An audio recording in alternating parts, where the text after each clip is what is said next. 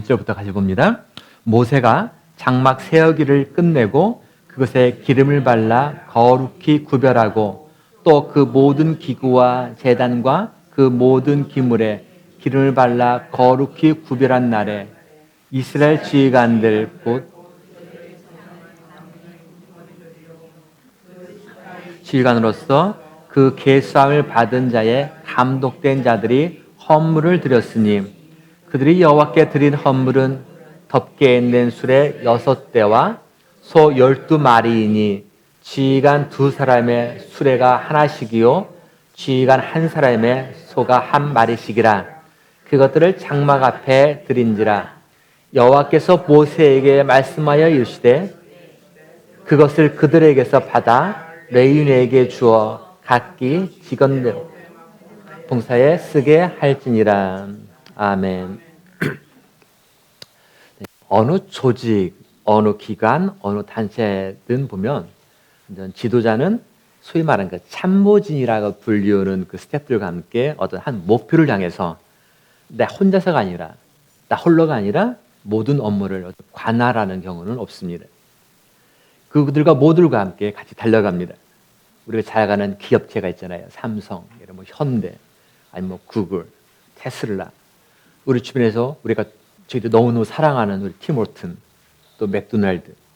자, 그런 데를 보더라도 다양한 사람들이 함께 어울리면서 그 기업, 그리고 그 공동체가 추구하는 어떤 공동의 목표가 있는데 그것을 향해서 모두가 다 올인해서 달려갑니다. 자, 그 속에서 그러한 조직은 어떻게 됩니까? 시간이 지날수록 단단하게 뿌리를 내려가면서 바로 내일을 또 기약하죠. 물론 그 같은 기업들이 처음부터 그렇게 됐을까? 물론 처음부터 세계적인 기업으로 됐던 것은 분명히 아닐 겁니다. 많은 난관이 분명히 있었을 겁니다. 그렇지만 그 모든 어려움들을 그들은 슬기롭게 헤쳐나가면서 오늘날의 모습을 바로 갖추었습니다. 자, 그런데 이렇게 성장한 어떤 조직, 성장한 어떤 기업, 성장한 어떤 단체들을 보면 거기에는 공통된 특징들이 있습니다. 자, 그 중에 하나가 바로 생사고락을 함께한 든든한 동역자들, 든든한 조력자들이 항상 같이 있었다라는 말씀입니다. 자, 이것은 정치 세계에서도 그대로 나타나는 듯합니다. 지금의 한국 대통령 윤석열, 물론 여러 가지 말들이 많습니다. 그러나 어쨌든 그 대통령을 보더라도 그 주변에는 항상 그와 함께하는 조력자들이 있습니다. 그의 모든 손과 발이 되어준 사람. 또 미국의 지금 바이든 대통령이나 전에 트럼프를 보더라도 그를 적극적으로 지지하며 그를 위해서 충성을 다하는 또는 사람들이 항상 있습니다. 지금 우크라이나와 전쟁을 벌이는 그 러시아의 푸틴. 우리가 보면 도저히 이해가 안 되지만 그래도 그에게 역시 자기 모든 걸 내걸고 충성을 다하는 또 조력자들이, 동역자들이 함께합니다. 그런데 이라는 것은 정치뿐만 아니라 경제 또한 학계에도 심지어는 우리 교회에도 역시 동일합니다. 자, 대전에 새누리교회가 있습니다. 지금 그 새누리교회가 제2새누리, 제3새누리 해서 계속 늘어납니다. 그리고 세종시가 있으면은 그 앞에 세종새누리 해가지고 또 다른 새누리가 생깁니다. 자, 이 교회의 시작은 용서받은 탕자, 저희 교회에서 계속 하고 있는 용서받은 탕자를 시작하셨던 그 이미 돌아가신 그 김동용 목사님께서 그 함께 그때 당시 성경 공부했던 몇몇 분들로부터 그 교회가 시작되었습니다. 그분들은 한 가지 목표를 향해서 바로 착한 양, 착한 목자라는 공통된 목표를 향해서 그 목사님의 든든한 조력자여 또 동역자가 되어서 교회를 그들은 세워나갔습니다.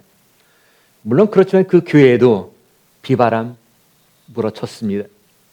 뜻하지 않은 화재도 있었습니다. 그로 인해서 하루아침에 예배 처수가 없어져서 그들이 그로 인해서도 함께 가슴을 친 적도 있었습니다. 그러나 그들은 하나가 되어서 바로 착한 양, 착한 목자라는 표대를 향해서 그 표대만을 바라보며 이런 모든 문제들을 묵묵히 풀어갔습니다. 자, 그렇게 해서 그 교회가 성장해 가기 시작했습니다. 물론 그렇다고 해서 소위 우리 말하는 대형 교회를 이루기 위해서 그들이 심혈을 기울였느냐? 그것은 결코 아니었습니다. 하지만 그들은 대형교회를 이루기 위해서 추구한 것이 아니라 보다 효율적인 복음 사역을 위해서, 비록 그 새누리가 세워진 교회에서 한 20여 번 떨어진 그 위치에 있을지라도 그쪽에 있는 분들을 뚝 떼어서 거기에 바로 이 교회가 세워지고, 거기서 조금 20분 떨어져서 3교회 세워지고, 그렇게 했다는 얘기입니다. 저희들은 20분 거리면 그냥 오락하잖아요. 그죠? 또 캠벨리우스도 그냥 오시잖아요. 40분, 50분 오신단 말이에요. 자, 바로 이 교회는 그랬습니다. 분명한 건 이게 대형교회는 아니었습니다. 그렇지만 한국에서는 하나의 모델이 되고 있습니다. 이 교회, 강력한 어떤 카리스마 리더십 중심의 교회냐? 그것은 아닙니다. 그렇지만 한국에서는 지금 하나의 아름다운 모델이 되어서 많은 교회들에게 교회로 이렇게 개척할 수 있구나라는 것, 새로운 바람을 일으키고 있습니다. 저도 이 교회와 오랫동안 교제하면서 제 마음에 아름답게 자극을 준 것이 있었는데, 그런 든든한 조력자요 동역자가 되어진 그 교인들에 대해서 늘 행복해하며 자랑스러워했던 목사님의 모습이었습니다. 또한 자신들에게 든든한 조력자요 동역자가 되어진 그 목사님이 계시던 사실에 대해서도 행복해하고 자랑스러워했던 교인들의 모습이었습니다. 이것은 서로를 더 행복하게 만들어주는 어떤 비타민 같은 바로 영양제였습니다. 또한 이런 모습이 모든 이웃들에게 신앙생활을 말해서 저렇게 하는 거야 바라는 빛과 소금의 모습이었습니다. 자, 그렇다면 오늘날 우리의 현실은 과연 어떠할까요? 목회자와 교인들이 있습니다. 서로 옆에 줘서 내가 감사하다, 행복하다, 그렇게 자랑하는 훌륭한 그 이야기의 주인공들이 과연 저희들의 모습일까요? 오늘 함께 읽었던 이 말씀은 설령 그거 아닌데요 할지라도, 내가 한탄하며 체험했다 할지라도 다시 아름다운 신앙을 꿈꾸는 우리 모든 이들에게 큰 소망과 은혜를 바로 오늘 말씀을 통해서 우리 모두에게 던져줍니다. 민수기 7장 말씀. 사실 이 민수기 7장 말씀은 모세가 장막을 이렇게 딱 쳐놓고서 예배드리는 모습이었습니다. 텐트를 딱 쳐놓고서 거기서 예배드리는 거죠. 그러니까 지금으로 말씀드리면 오늘 7장 말씀은 교회에서도 예배를 건물을 다 짓고서 봉헌식 예배드리잖아요. 성전 봉헌식 하는 것처럼 바로 성전 봉헌식이었습니다. 자, 이 내용에서 아름다운 공동체, 이 장막, 지금 말하면 아름다운 공동체, 우리 믿음의 공동체인 우리 교회, 이것을 이끌어 가기 위해서 보여주는 그 세 가지 요소가 나오는데, 그것이 기준이 뭐냐? 동역자, 실력, 이 세 가지 개념들이 바로 이 본문 속에서 하나씩 등장합니다. 저는 이것을 통해서 오늘 이 자리에 우리 모두가 다 여러분들이 계시기 때문에 제가 너무나 행복하고, 또는 제가 이 자리에 있기 때문에 여러분들이 행복해하는 바로 저희 한인교회의 그런 그림들을 한번 그려보기를 원합니다. 우리 4절 5절 말씀을 다시 한번 봅니다. 여호와께서 모세에게 말씀하여 이르시되, 5절, 그것을 그들에게서 받아 레위인에게 주어 각기 직임대로 회막 봉사에 쓰게 할지니라. 저는 이 말씀 속에서 어떤 단어를 한번 생각해 보면 기준이라는 단어를 한번 유추해 봅니다. 기준. 여러분, 기준이 뭡니까? 우리가 기준 그러잖아요. 그죠? 어떤 베이스 스탠다드. 기준이 뭡니까? 사실 기준이라는 것은 뭔가를 비교할 때 필요한 거예요. 그죠? 비교하지 않는다면 기준이 필요 없어요. 그리고 기준이라는 것은 이것이 얼마나 가치 있느냐 여부를 따질 때에도 바로 기준이 있어야 그게 따질 수가 있는 거잖아요. 이게 그래서 가치 있구나라는 여부를. 그렇다 보니까 기준이라는 것은 너무너무 중요합니다. 이것은 우리 모두를 서로를 다 행복하게 해주기도 하고 감사를 느끼게 해주기도 하고 또한 서로를 신뢰할 수 있도록 이끌어주는 중요한 역할, 그 역할을 해주는 것이 바로 기준이기 때문에 그렇습니다. 만약 이런 기준이 없다면, 우리 삶 속에서 이런 기준이 없다면 과연 어떻게 될까요? 어쩌면 우리 사회에는 큰 혼란, 혼돈, 무질서, 어쩌면 강자가 늘 이기고 약자는 늘 당하는 그런 현실을 초래할지도 모릅니다. 기준이 되는 법이 있으니까 사회가 통제가 됩니다. 기준이 되는 어떤 도덕의식, 윤리의식이 있기 때문에 질서가 그 속에서 존재합니다. 기준이 있기 때문에 여기서 빅토리아까지가 몇 킬로다 이런 기준이 나옵니다. 어떤 기준이 있으니까 와, 우리 아이가 또래들 비해서 어떻네, 평균인 뭐가 부족하네, 뭐가 낮네 등 어떤 기준치가 또 나옵니다. 자, 그만큼 기준이라는 것은 우리 삶에서 너무나 중요합니다. 저희들이 등산을 할 때 보면은 한참 올라갑니다. 올라가다 보면은 힘들잖아요. 근데 어쨌든 위에서 누가 내려오면은 꼭 이렇게 부를 때가 있잖아요. 얼마나 더 가야 돼요. 그죠? 얼마나 더 가야 돼요. 자, 그때 가장 많이 듣는 답변이 뭡니까? 조금만 더. 조금만 더. 거의 다 왔어요. 그죠? 이 말이에요. 정말로 저 그 말에 힘을 얻고 갑니다. 근데 가도 정성이 나옵니까? 안 나옵니까? 안 나와요. 한참을 가다가 그러니까 다시 또 누가 내려오면 또 묻습니다. 얼마나 더 가야 됩니까? 이분은 어떤 대답이 나올까요? 분명 우리 많이 왔으니까. 그죠? 어떤 답이 올까요? 거의 다 왔어요. 조금만 더 가면 돼요. 답이 똑같더란 얘기예요. 여러분, 조금만이라는 단어, 거의라는 단어가 과연 기준이 뭐예요? 1시간을 말하는 겁니까? 30분? 3시간? 사실 우리는 몰라요. 조금이라는 단어, 거의란 단어. 그러니까 이것이 정확히 몇 시간을 말하는 것인지 그건 아무도 모릅니다. 그래서 우리가 거의, 조금, 이것은 어떤 거리 측정할 때 어떤 약속 시간, 어떤 기준 잣대로 사용할 수가 없습니다. 간혹 집에서 저에게 신문을 지킬 때가 있어요. 빨리 마트에 가서 당근 사오고 파 사오고 마늘 사오고 얘기합니다. 그러면 쪼르륵 달려가지요. 그럼 막상 마트에 가니까 당황이 되더라고요. 왜 이렇게 양이 많아요? 하나씩 놓여 있어요. 도대체 사오라는 것이 얼마큼 사가야 되는 건가? 그래서 전화를 겁니다. 파 몇 개 사갈까요? 마늘 몇 쪽 사갈까요? 묻습니다. 그러면 항상 들려오는 말, 아니 그것 때문에 전화한 사람이 어디 있어? 그건 본인이 알아서 사와야지. 그죠? 맞아요. 본인이 알아서 사와야 되는데. 그래서 저는 그게 힘들더라고요. 그래서 물어보면 나중에 막 그렇게 화를 내면서 얘기합니다. 파 3개 사오고 당근 몇 개 사와. 그럼 저는 이제 사오지요. 자, 대충 알아서 사온다는 거. 자, 그래서 다음에는 몇 번 혼나니까 저도 마음에 그래, 대충 사가야지. 그래서 사갑니다. 그럼 뭐라고 할까요? 뭘 이렇게 많이 사왔어?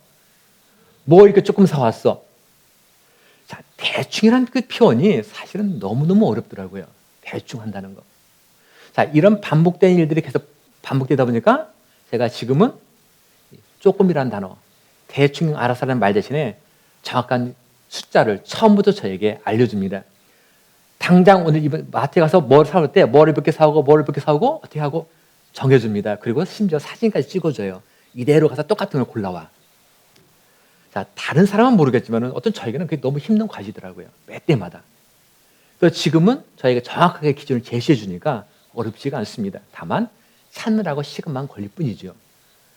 근데 그대로 하면 되니까 이제는 혼날 일도 없고 저는 나름대로 가서 그냥 이렇게 내밀면 되더라고요. 자, 이처럼 기준이라는 거. 그죠? 우리 모두를 쉽게, 아니 편리하게 우리를 해줍니다. 하지만 문제는 뭐냐면 이 기준이 가령 누구에 의해서 어떻게 세워졌느냐, 사실 그것이 또한 중요한 문제가 됩니다.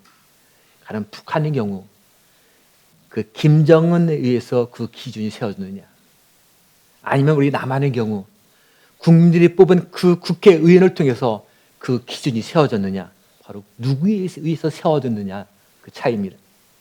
오늘 모세는 장막을 다 지은 후에 바로 예배를, 제사를 하나님께 드렸습니다. 그런데 이 장막은 모세가 자기 임의대로, 자기 뜻대로, 자기 생각대로 세운 것이 아니었습니다. 분명 모세는 어떤 기준이 있었습니다.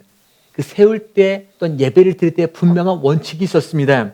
그 원칙이 뭐냐, 그 기준이 뭐냐 보니까 하나님이 명령하신 대로, 아멘, 하나님이 지시하시고 가르쳐 주신 대로 그 모세는 순종하며 하나님께 예배를, 하나님께 제사를 드렸다는 사실입니다. 자, 모세에게 있어서 그 장막과 관련된 모든 그 기준, 모든 그 원칙은 바로 어디에 쓰냐면은 이 하나님 말씀이었습니다. 우리가 읽었던 4절 말씀, 여호와께서 모세에게 말씀하여 이르시되, 여호와께서 모세에게 말씀하여 이르시되, 바로 하나님 말씀이 모세가 행하는 모든 것에 바로 기준이 되었다라는 것을 우리가 알 수가 있습니다. 이 하나님의 말씀이 장막에 행해지는 모든 것, 그 예배, 신앙생활에 바로 기준이 되었다는 것을 우리가 보게 됩니다. 하나님이 세우신 이 장막, 또한 예수님의 피값으로 세워진 교회인 우리 모두 다 바로 하나님 말씀이 기준이 되어야 합니다. 너무 당연한 이야기인 것 같은데, 근데 어느 순간부터 하나님의, 예수님의 피값으로 세워진 이 교회가 하나님 말씀 대신, 십자가 대신 다른 것에 눈을 돌리기 시작합니다. 더글라스 웨스터의 기업을 닮아가는 교회라는 책이 있습니다. 저는 이 책에서 뭐를 소개하냐면, 제목 자체가 보니까 기업을 닮아간다 하는 뭔가 느낌이 오시죠? 그죠? 자, 오늘날 교회들이 교회 성장을 위해서 보통 기업하면 뭡니까? 이윤 추구잖아요. 그 이윤을 추구하기 위해서 뭘 하냐면 온갖 마케팅 전략을 펼치는데, 그 마케팅 전략을 역시 교회도 그대로 답습한다라고 이 책에서는 이야기합니다. 그래서 교회의 모습들이 모양은 분명 교회입니다. 성경책 끼고 예배를 드립니다.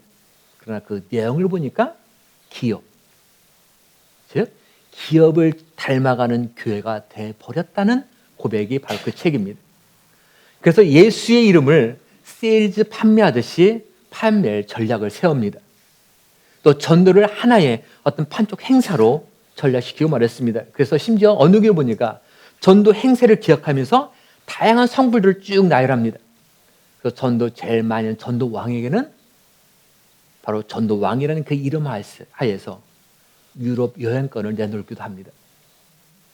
자, 현 시대 교회들이 바로 교회의 본질 자체를 잃어버렸다라고 말한 이유가 바로 여기에 있습니다. 이것이 현실이 되어버렸습니다. 어쩌면 오늘날 우리 교회들이 힘을 잃고 맛을 상실하는 이유가 사실 너무나 당연하고 자연스러운 결과일지도 모릅니다. 주님 이름으로 모였지만 교회 내 활동 기조는 말씀이 아니라 바로 비즈니스처럼, 기업처럼 바로 기획하고 운영한다는 얘기입니다. 자, 시편 119편 우리 43절 44절 우리 같이 한번 봅니다. 진리의 말씀이 내 입에서 조금도 떠나지 말게 하소서. 그를 바랐음이니이다. 내가 주의 율법을 항상 지키리이다.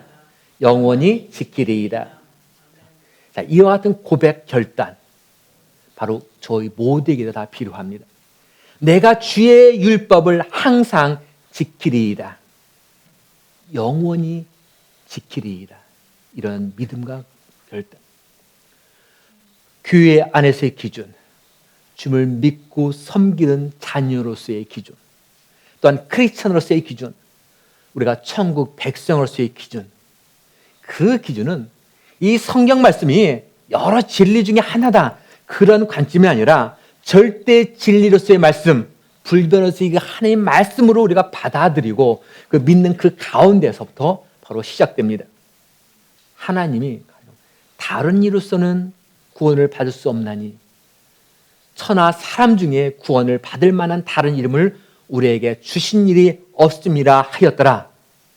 바로 이 사도행전 이 말씀이 하나님 말씀이라면, 그래서 예수님 외에 구원받을 다른 이름이 없다고 성경에 분명히 말하고 있다면 우리가 할 일은 아문밖에 없다는 얘기입니다. 태초에 하나님이 천지를 창조하셨느니라. 그러니까 하나님이 천지를 창조하셨다고 성경이 말하면 저희들이 할 반응은 아멘이라는 거죠. 항상 기도하라 성경에 분명히 말하고 있다면 아멘. 바로 그것이, 즉 하나님 말씀이 나의 모든 삶의 기준이 됐다라고 고백하는 우리 신앙인들의 올바른 모습입니다. 물론 때로는 우리가 보면은 하나님 말씀이 이해가 안 될 때도 있어요. 그렇지 않습니까? 여러분 하나님 말씀 읽을 때 다 이해가 됩니까? 이해가 안 될 때가 있어요. 그건 너무 당연한 이야기입니다. 왜냐하면요. 왜 우리가 하나님 말씀을 읽을 때 이해가 안 되냐면 하나님이 우리에게 뭘 주시면 이성을 주셔야 됩니다. 이성. 이성이 없다면 우리가 그냥 이까지 고민할 일이 없어요. 그래서 우리가 이성으로 내 머리로 이해되어져야 말씀이 믿어진단 말이에요. 납득이 그 말씀이 이해되어져야 내가 믿어져요. 이게 맞아. 합리적이네? 정말 타당성이네? 그렇게 믿어져야, 여겨져야 그게 말씀을 받아들이기 때문에 그렇습니다. 그러니까 너무 그건 자연스러운 얘기예요. 그래서 우리가 성경을 잘 모른다고, 성경이 이해가 안 된다고, 성경이 잘 안 믿겨진다고, 맞아. 나 그런 모습을 표현할 수가 없어. 창피해. 그래도 내가 신앙생활 하니까 몇 년인데, 이제 나 뭐였는데, 나는 어른인데, 그것이 아니라는 얘기입니다. 모르는 것은 모르는 것이고, 납득이 안 가는 건 안 가는 것이고, 이해가 안 되는 것은 안 되는 것이라는 거예요.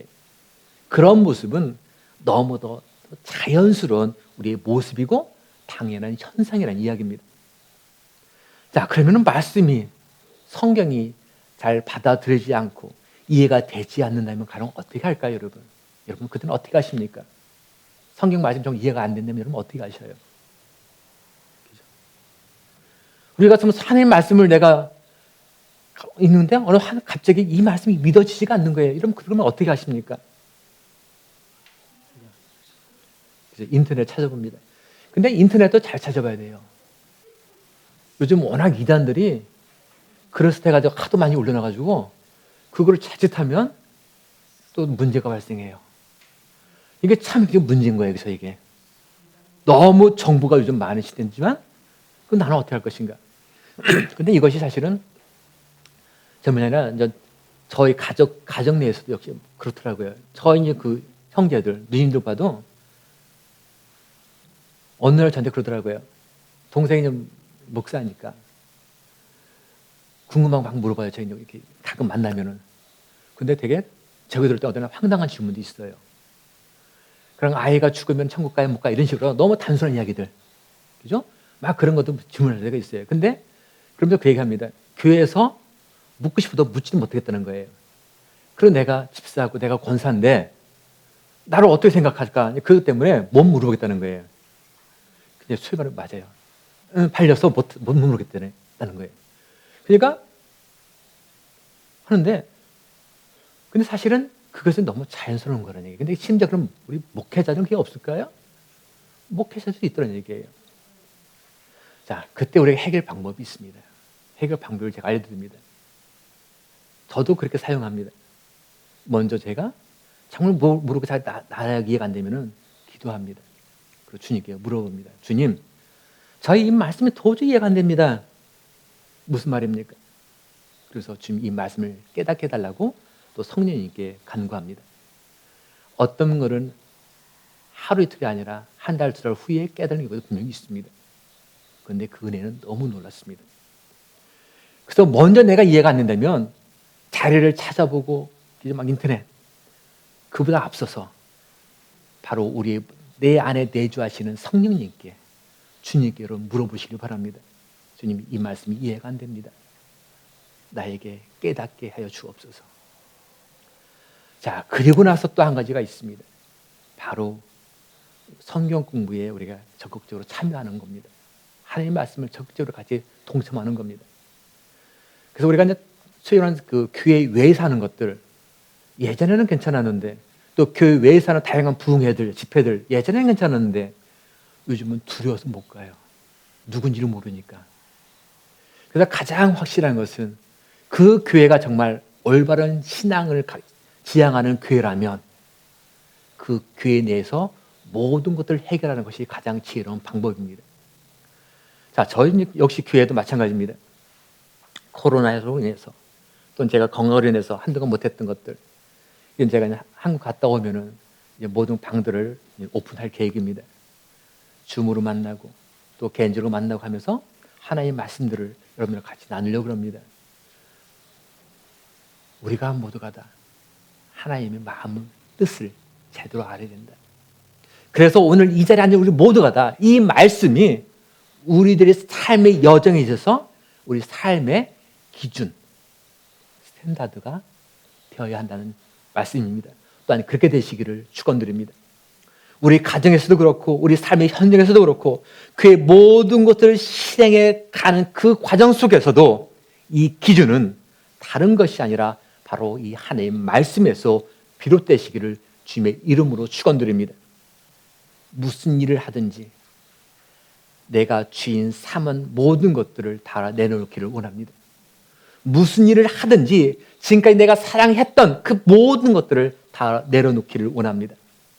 그리고 말씀에서는 내가 어떻게 하기를 원하고 계시는가를 먼저 하나님께 묻고 그 다음에 행하시는, 정말 하나님이 매우 기뻐하시는, 또 우리가 서로가 있어서 행복해하는, 또한 자랑스러워하는 믿음의 공동체 식구들이 되시기를 주님의 이름으로 우리 축원드립니다. 우리 같이 기도하시겠습니다. 여러분들께서의 기준은 과연 무엇입니까? 바로 하나님의 말씀이 되기를 원치 않으십니까? 우리 그렇게 기도하기를 원합니다. 주님, 이 말씀이 나의 삶의 기준이 되어지게 하옵소서. 나의 걸음걸음을 인도하는 안내자가 되게 하옵소서. 하나님 마음을, 생각, 뜻을 분명히 깨닫는 그 지혜를 내가 갖게 하옵소서라고 우리 같이 한번 기도하기 원합니다. 그래서 우리 가정이, 우리 자녀들이, 이 공동체가 오직 동일한 기준을 갖고 함께 나아가는 가장 행복한 믿음의 공동체가 되게 해달라고 같이 한번 기도하시겠습니다. 같이 기도합니다.